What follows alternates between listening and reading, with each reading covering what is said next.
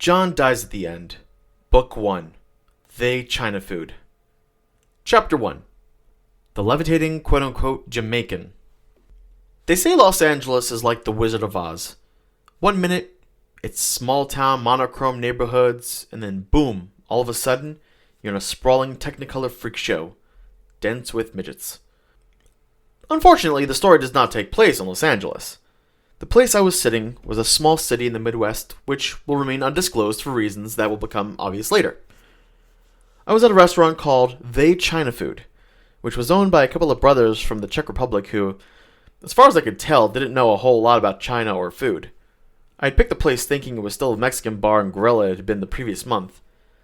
In fact, the change was so recent that one wall was still covered in an accompanying mural of a dusty woman riding a bull and proudly flying the flag of Mexico, carrying a cartoon burrito the size of a pig under her arm. This is a small city, large enough to have 4 McDonald's, but not so big that you see more than the occasional homeless person on the way. You can get a taxi here, but they're not out roving around where you jump off the sidewalk and hail one. You have to call them on the phone, and they're not yellow. The weather varies explosively from day to day in this part of America, the jet stream undulating over us like an angry snake god. I've seen a day when the temperature hit 108 degrees, another when it dipped 18 degrees below zero. Another day when the temperature swung 43 degrees in 8 hours. We're also in Tornado Alley, so every spring swirling, howling, charcoal demons materialize out of the air and shred mobile homes as if they were dropped in huge blenders. But all that aside, it's not a bad town. Not really. A lot of unemployment, though. We've got 2 closed factories and a rotting shopping mall that went bankrupt before it ever opened.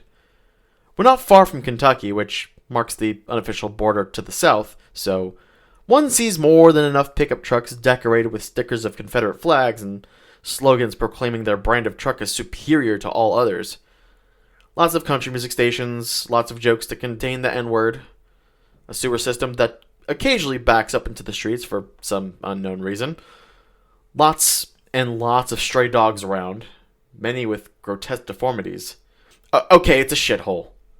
There are a lot of things about this undisclosed city that the Chamber of Commerce won't tell you. Like the fact that we have more than quadruple the rate of mental illness per capita than any other city in the state, or that in the 80s the EPA did a very discreet study of the town's water supply in hope of finding a cause. The chief inspector on that case was found dead inside one of the towers a week later, which was considered strange since the largest opening to the tank was a valve just 10 inches wide. It was also considered strange that both of his eyes were fused shut, but that's another story. My name is David, by the way. Hi. I once saw a man's kidney grow tentacles, tear itself out of a ragged hole in his back, and go slapping across my kitchen floor. I sighed and stared blankly out of the window of They China Food, occasionally glancing at the clock sign that flashed 6:32 p.m. in the darkness from the credit union across the street.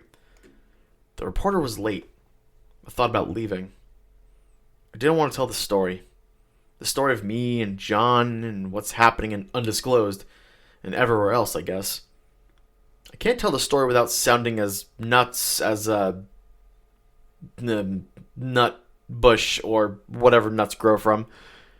I pictured myself pouring my heart out to this guy, ranting about the shadows and the worms and Korok and Fred Durst, babbling away under this wall-sized portrait of a badly drawn burrito.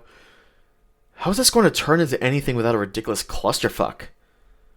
Enough, I said to myself. Just go. When you're on your deathbed, you're going to wish you could get back all the time you spent waiting for other people.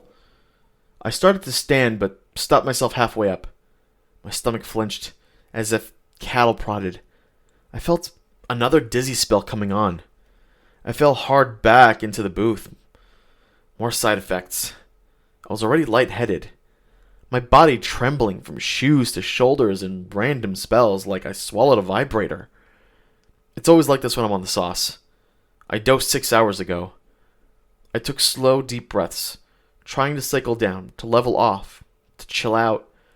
I turned to watch a little Asian waitress deliver a plate of chicken fried rice to a bearded guy on the other side of the room. I squinted. In half a second, I counted 5,829 grains of rice on her plate. The rice was grown in Arkansas. The guy who ran the harvester was named Cooter. I'm not a genius, as my dad and all my old teachers in undisclosed Eastern high school will inform me with even the slightest provocation. I'm not psychic either. Just side effects, that's all. The shakes again. A quick, fluttery wave, like the adrenaline rush you get when you lean your chair too far past the tipping point. Might as well wait it out, I guess. Still waiting on my flaming shrimp reunion. A dish I ordered just to see what it looked like. I wasn't hungry. A flatware set was wrapped in a napkin on the table in front of me. A few inches away was my glass of iced tea. A few inches from was another object, one I didn't feel like thinking about right now. I unwrapped my utensils. I closed my eyes and touched the fork immediately. Knew it was manufactured in Pennsylvania 6 years ago on a Thursday. That a guy had once used it to scrape a piece of dog shit from his shoe. Just gotta make it through a couple of days of this, said my own voice again from inside my skull. You'll open your eyes tomorrow, or the next day, and everything will be okay again. Well, mostly okay. You'll still be ugly and kind of stupid, and you'll occasionally see things that make you... I did open my eyes, and jerked in shock. A man was sitting across from me in the booth. I hadn't heard, or felt, or smelled him when he slid into the seat. Was this the reporter I spoke to on the phone? Or Ninja? Hey. Are you Arnie? Yeah? Did you doze off there? He shook my hand. No, I was just trying to rub something off the back of my eyelid. David Wong. Good to meet you. Sorry I'm late. Arnie Blonstone looked just like I imagined him. He was older, uneven haircut, and a bad mustache. A wide face made for a cigar. He wore a gray suit that looked older than I was. A tie with a fat Windsor knot. He had told me he was a reporter for the National magazine and wanted to do a feature on me and my friend John. It wasn't the first request like this, but it was the first one I had agreed to. I looked the guy up on the web, found out he did quirky little human interest bits. Charles Crawled stuff. One article about a guy who obsessively collects old light bulbs and paint landscapes on them. Another about a lady with 600 cats. That sort of thing. It's what polite people have instead of freak shows, I guess. Stories we can laugh at around the coffee machines in the office break room. Arnie's gaze stayed on my face a little too long, taking in my beads of cold sweat, my pale skin, a thatch of overgrown hair. Instead of pointing out any of that, Arnie said, "You don't look Asian, Mr. Wong." I'm not. I was born in undisclosed. I had the name changed, though, make me harder to find. Arnie gave me the first of what I assume would be many, many skeptical looks. How so? I half closed my eyes, my mind flooding with images of the 103 billion humans who have been born since the species appeared. A sea of people, living, dying, and multiplying like cells on a single organism. I squeezed my eyes shut, trying to clear my mind by focusing on a mental image of the waitress's boobs. I said, "Wong is the most common sermon name in the world. You try to Google it, you've get a shitload of results and sift through before you get to me." He said, "Oh, okay. Your family live around here?" Getting right to it then. "I was adopted. Never knew my real dad. You could be my dad for all I know." "Are you my dad?" I don't think so." I tried to figure out if these warm-up questions to prime the interview pump, or if he already knew. I suspected the latter. Might as well go all in. That's why we're here, right? My adopted family moved away. I won't tell you where they are, but get out your pen because you'll want to write all this down.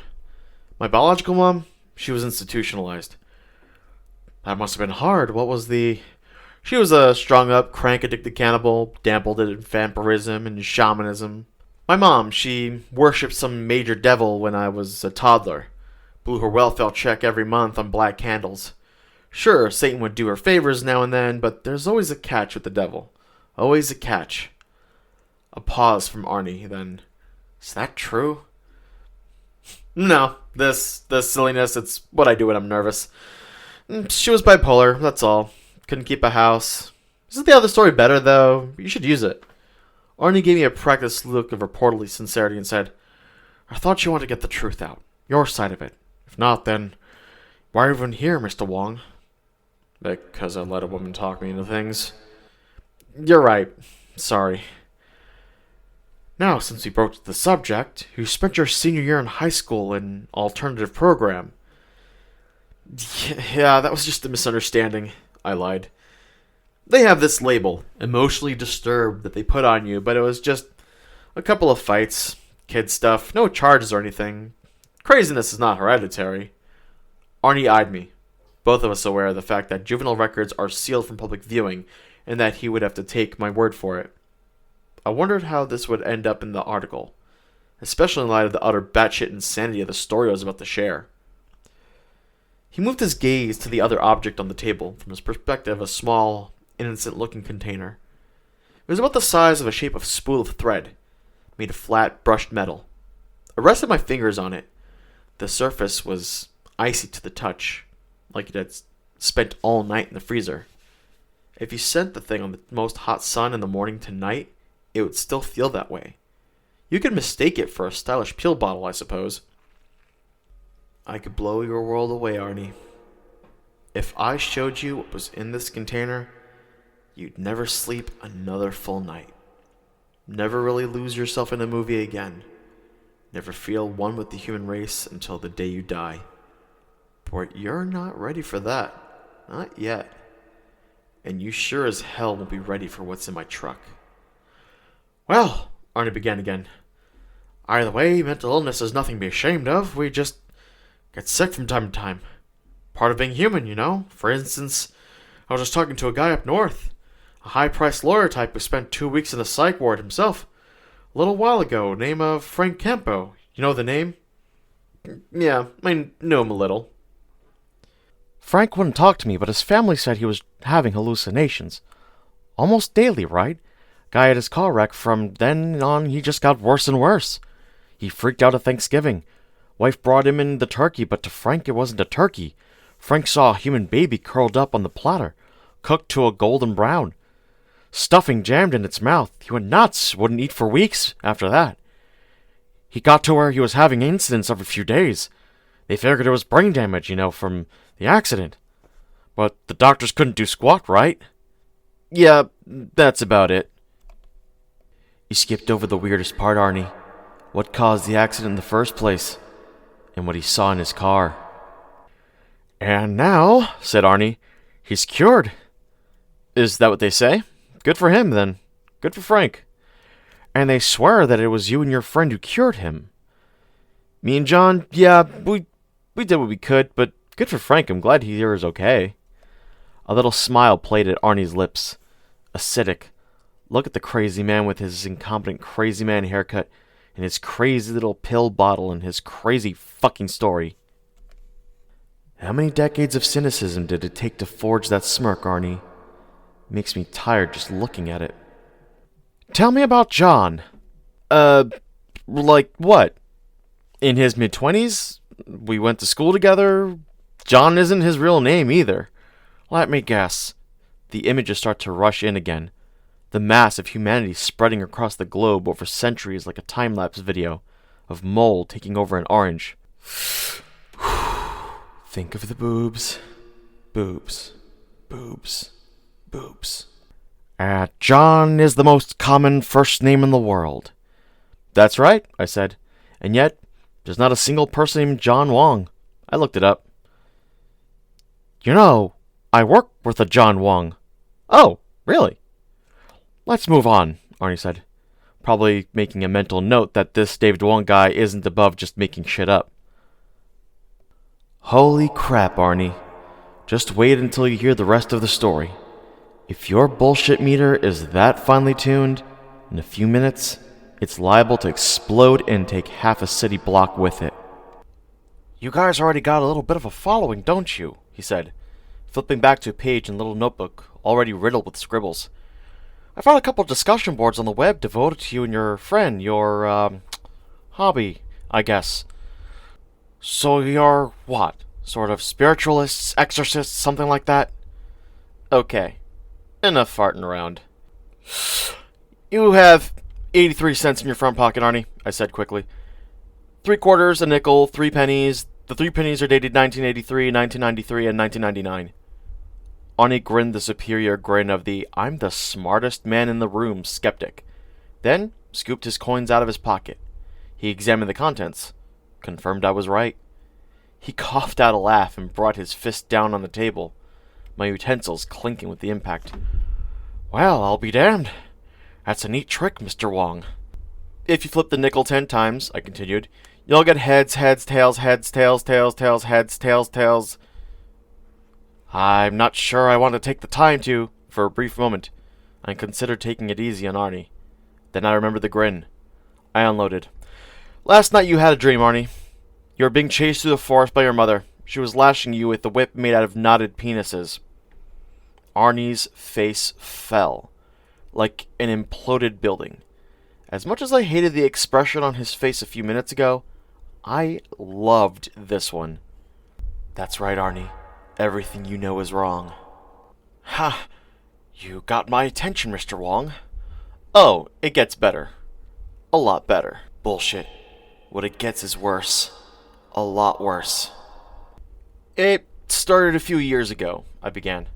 We were just a couple of years out of high school, just kids. So that friend of mine, John, he was at a party. John had a band back in those days. The party was happening, Woodstock style, in a muddy field next to the lake in town a few minutes outside of undisclosed city limits. It was April of that year, and the party was being put on by some guy for his birthday or whatever, I don't remember. John and I were there with his band, 3-Armed Sally. It was around 9 o'clock when I strode out to the stage with the guitar slung over my shoulder. Greeted by a smattering of unenthusiastic applause from the 100 or so guests. The stage was just a grid of wooden pallets laid together on the grass, orange drop cords snaking underfoot from the amps to a nearby shed. I glanced around, saw a setlist taped to one of their crackly old PV amplifiers. It read, Camel Holocaust, Gay Superman, Stairway to Heaven, Love My Sasquatch, 30 Reasons Why I Dislike Chad Wellsberg, Love Me Tender. We took our places. It was me, Head, the drummer, Wally Brown, bass, Kelly Smallwood, bass, and Munch Lombard, bass. John was lead guitar and vocals, but he wasn't on stage. Not yet. I should let you know that I had no idea how to play the guitar or any other musical instrument, and that the sound of my singing voice could probably draw blood from a man's ears, and perhaps kill a dog outright. I stepped up to the mic. I want to thank you all for coming. This is my band, 3-Armed Sally, and we're here to rock you like the proverbial hurricane. The crowd muttered its indifference. Head hammered the drums for the intro to Camel Holocaust. I slung the guitar around and got ready to rock. Suddenly, my whole body wrenched in a display of unbearable pain, knees buckling. My hand shot to my head, and I collapsed to the stage screaming like a wounded animal. I scraped the guitar strings to throw out some painful, spastic feedback on my way down. The crowd gasped, watching as I flew into a series of exaggerated convulsions and then finally lay still. Munch rushed over, studied me like a paramedic. I lay there like a dead man. He touched my neck, then stood to turn to the mic. He's dead, ladies and gentlemen! A rustling, drunken panic in the crowd. Wait, please! Please, everyone, pay attention! Just calm down! He waited for quiet. Now, he said, we have a whole show to do. Is there anyone here who knows how to sing and play guitar? A tall man stepped out of the crowd, a head of curly long hair like a deflated afro. This was John. He wore an orange t-shirt with a black stenciled stamp bearing the logo of a Vista Pines facility for the criminally insane. The last 2 words had been crossed out with a black magic marker, and the words, not insane, were scrawled crazily over it. The whole shirt, logo and all, was John's handiwork. Well, John said in a fake southern accent, I reckon I could play a little. Kelly, according to script, invited him onto the stage. John pried the guitar out of my dead hands while Head and Wally dragged me carelessly off into the grass. John picked up the instrument and tore into the Camel Holocaust intro. 3-Armed Sally began every single show this way. I knew, man. Nah, I made that part up.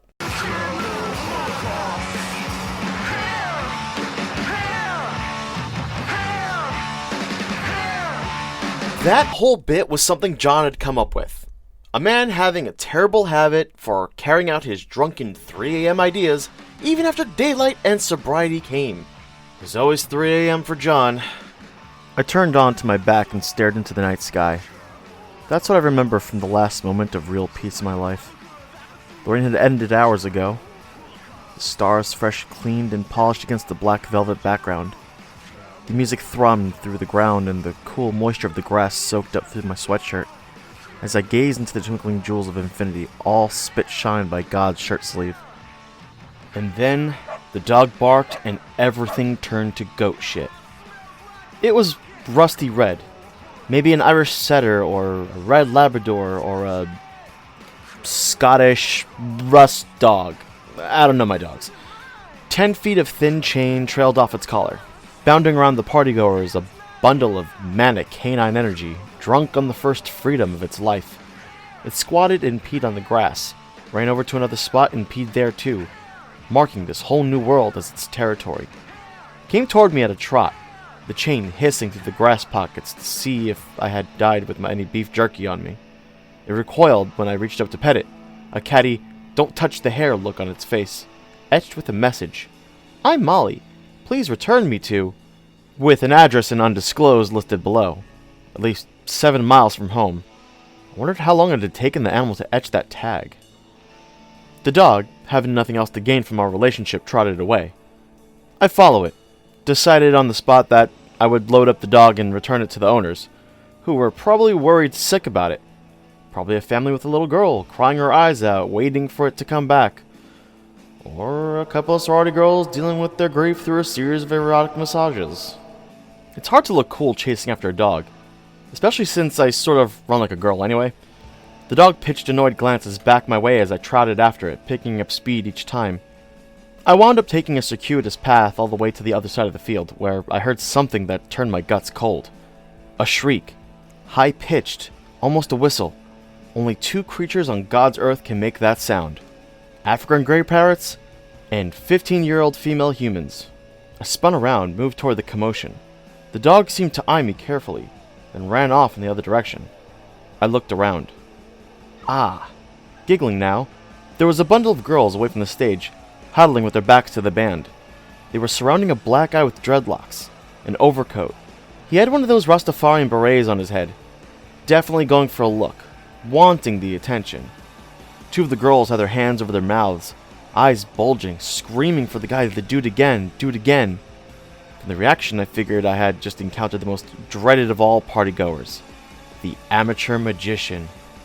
"Oh my God!" said the nearest girl. "That guy just levitated!" One girl looked pale, on the verge of tears. Another threw up her hand and walked away, head shaking. Gullibility is a knife at the throat of civilization. "How high?" I asked blandly. The Jamaican turned his gaze on me, trying to pull off the piercing stare of the exotic voodoo priest. It was an expression that was supposed to make me hear theremin music in my head.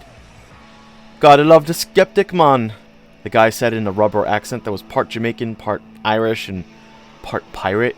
"Show him! Show him!" screeched a couple of the girls. I'm not sure why I feel the need to rain on this kind of parade. I like to think I'm standing up for skepticism, but in reality, I was probably just pissed that this guy was gonna have sex tonight and I wasn't. "What, about 6 inches above the grass, right?" I asked him. "Balducci levitation, made famous by magic hack David Blaine in his television special. All you need is some strong ankles and a little acting, right? And a stupid, drunken audience." His gaze froze on me. I had a familiar, nervous sensation. One that goes all the way back to elementary school. It's the simultaneous realization that I may have talked my way into another fistfight, and that I had not spent any time learning to fight since the last one. In a town where Friday night bar brawls made the undisclosed emergency room look like the aftermath of a third world election, sometimes it's better for smartasses like me to just keep walking. Then he broke out that big white toothy smile. A charmer. "Let's see. What can I do to impress Mr. Skeptic, man? Ah, look here. You didn't wash behind your ears, did ya?" I let out a loud, theatrical sigh as he reached out to the side of my head, presumably to pull out a shiny quarter from behind my ear. But when he pulled back his hand, he was holding not a coin, but a long, wriggling black centipede. He let it dangle over his fists, turning his hand over as it crawled out around. One of the girls squealed. He pinched it between the thumb and forefinger, held the wriggling thing up for everyone to see. I noticed for the first time he had a few layers of the first aid tape around his other hand. He passed this hand in front of the bug, and in a blink, the centipede was gone. The girls gasped. "Well, the bug was a nice touch," I said, glancing at my watch. "You want to know where it went, man?" "No." I wasn't feeling well all of a sudden. This guy was giving me an odd feeling in my gut. But, don't get me wrong, I'm one entertained son of a bitch. I got other talents, Yeah, but I bet all of your really good tricks are back of your apartment, right? And you'd be happy to show them to me if only I were 16 and female? Do you dream, man? I interpret dreams for beer. That's the town of Undisclosed in a nutshell.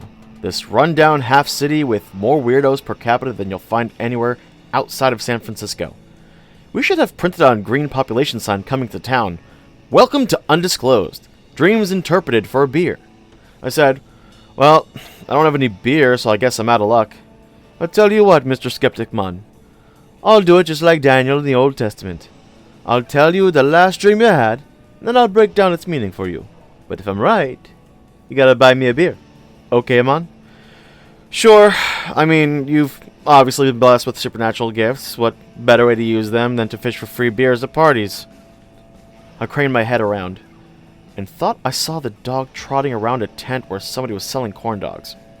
I told my feet to turn and walk after it. I commanded my mouth to tell this guy, never mind. Neither responded.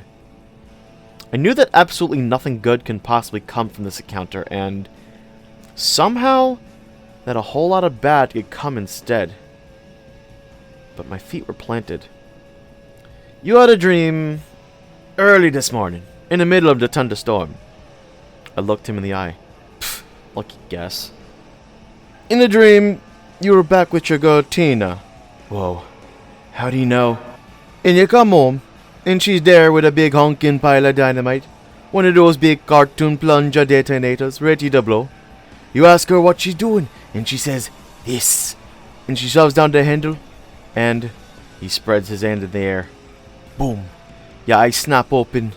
The explosion in your dream come a clap of thunder outside your window. So tell me again, man. Am I close?" Holy shit. He smiled. All eyes were on me. The naked shock on my face. A girl whispered, "Oh my god." There is no feeling I hate as much as speechlessness in the face of another man. I mumbled something. One of the girls muttered, "Was he right? He was right, wasn't he?" A raven-haired girl next to her wearing raccoon eyeshadow suddenly looked like she had been drained by a vampire. The group had unconsciously taken a step or two backward, as if there was some kind of safe distance at which the world could start making sense again.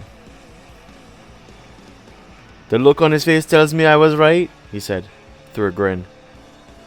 "Wouldn't you say, girls? But wait, there's more." I wanted to walk away. Up on the pallet stage behind me, John was tearing away the solo that marks the end of Camel Holocaust, rapping some impromptu lyrics all over the cacophonous drums of Head. The entire show is one big drum solo in my mind, Feingold, and the band's thunderous triple threat bass. I've been to a lot of concerts, everything from garage bands to Pearl Jam. Maybe my opinion is biased, but I have to say that 3-Armed Sally is the shittiest band I've ever heard. You can guess the meaning of the dream, man. The girl lay in and wait for you, ready to wreck your whole world again. But the dream be trying to tell you something else too. The dream be trying to warn you, giving you a demonstration. Okay, I said, holding up my hands. You made a lucky guess. Somebody probably told you about, you see, you gotta be brave to ask yourself the scary questions. How did your mind, David, know the thunder was coming? Thunder? What? Get away from this guy, man. Get away. What? You're full of... The thunder came right as she hit the detonator in your dream. Your mind started the dream 30 seconds before the thunderclap. How did it know the thunder would be coming at that moment to go inside with your explosion at the end? Because it's a poor sort of memory that only works backward, I thought crazily. Holy shit, I'm quoting Alice in Wonderland. This is the worst fucking party ever. I don't know. I don't know. This is bullshit. I was looking everywhere but at the Jamaican, suddenly terrified that I'd see him floating a foot off the grass. The girls were tittering to each other in amazement. A story to tell in the hallway Monday. Screw them. Screw everybody. But the bastard just wouldn't stop talking. We've all had those dreams, man. You dream you're on a game show, on TV, wearing nothing but a jockstrap. The exact moment the game show buzzer goes up to tell you you've lost, the telephone buzzes in real life. A call your mind couldn't have known was coming. You see, time is an ocean, not a garden hose. Space is a puff of smoke, a wisp of cloud. Your mind is a... Whatever. I turned away, shaking my head, my mouth dry. Walk away. Walk away, this ain't right. You know it. You want no part of this guy. On stage, John was now crooning the slow, mournful dirge. That was Gay Superman.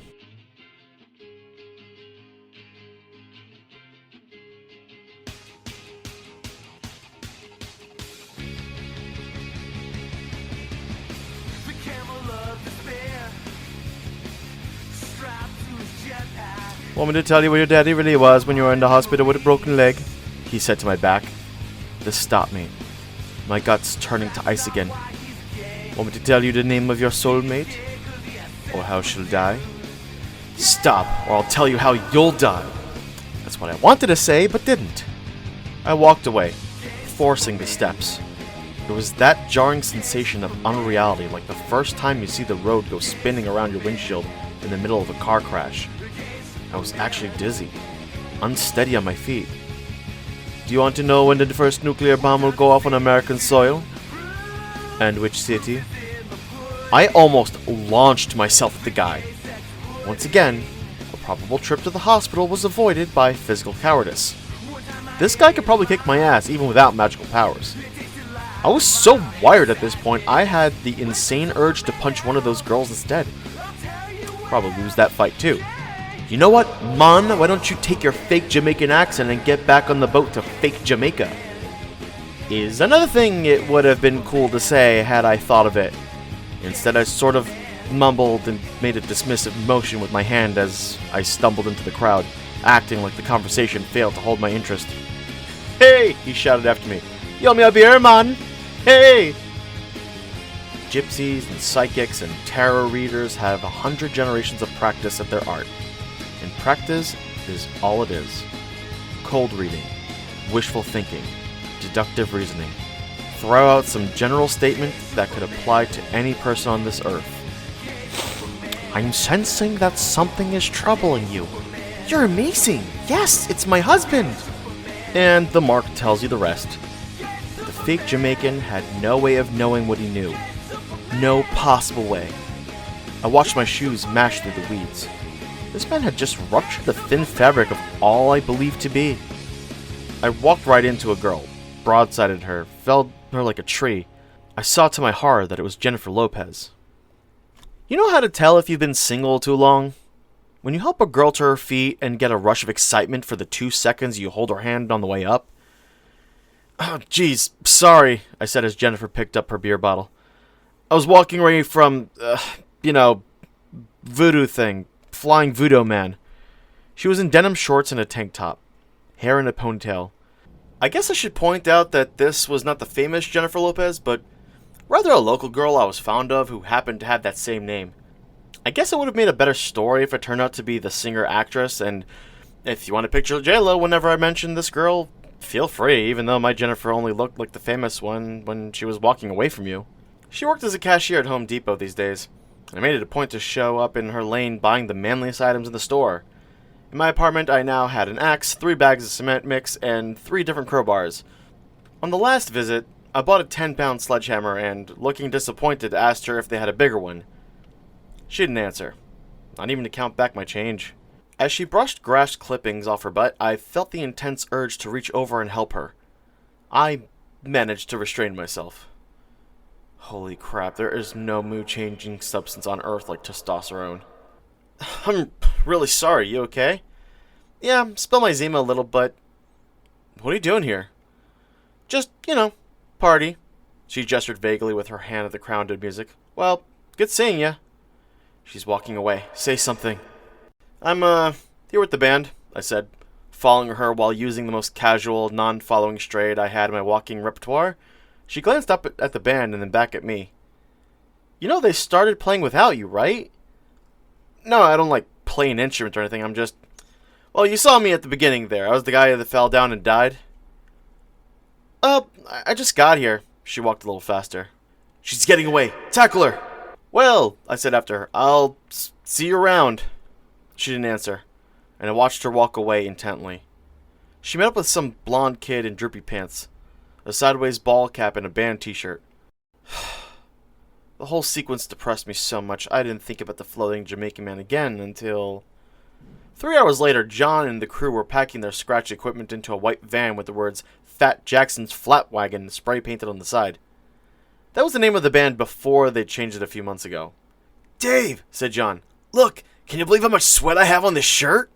That's, something, I said. We're all meeting at the One Ball. You coming? That's the One Ball Inn, a bar downtown. Don't ask. No, I said. I gotta go to work in 7 hours. John had work too.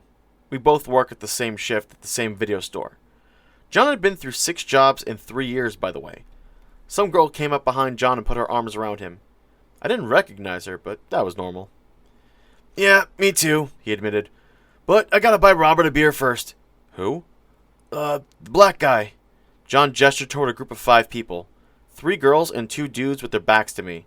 One was a huge guy with red hair. Next to him was the rainbow beret and dreadlocks of my voodoo priest. See him? He's the one with the white tennis shoes.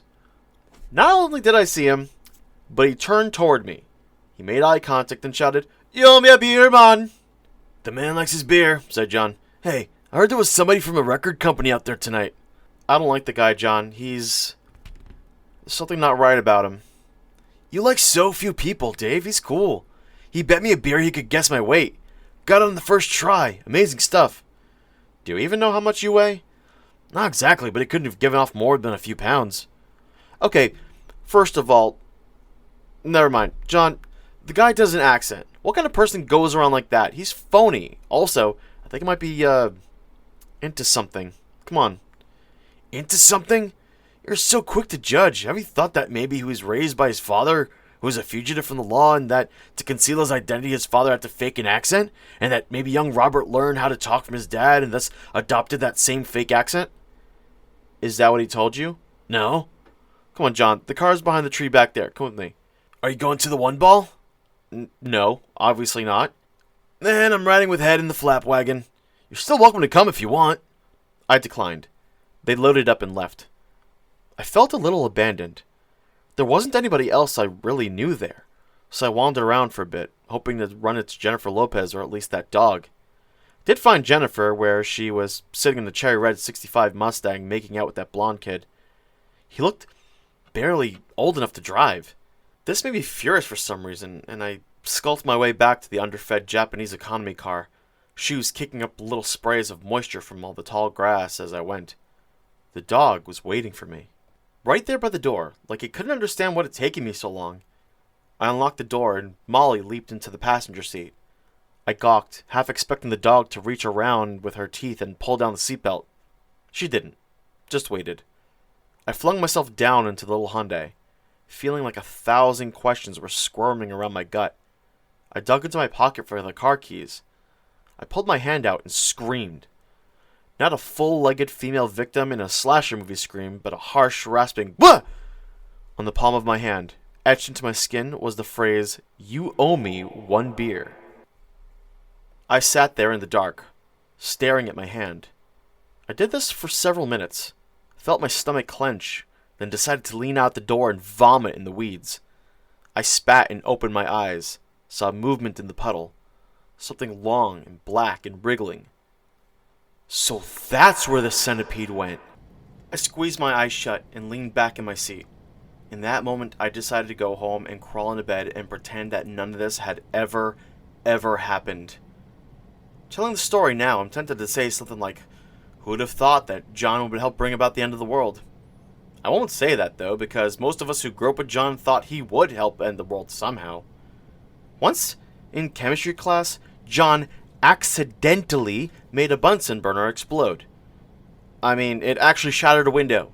He got suspended for 10 days for that, and if they could have proven it wasn't an accident, he'd have been expelled. As I was a year later. He was kicked out of art class for submitting very detailed charcoal nudes of himself, only with about 6 inches added to his genitalia. He broke his wrist after a fall while trying to ride a friend's van like a surfboard. He has burn scars on the back of his thighs from what he told me was a mishap with homemade fireworks, but what I believe was the result of his and some friends' attempt to make a jetpack. He told me a year ago he wanted to go into politics someday, even though he didn't even have 1 minute of college.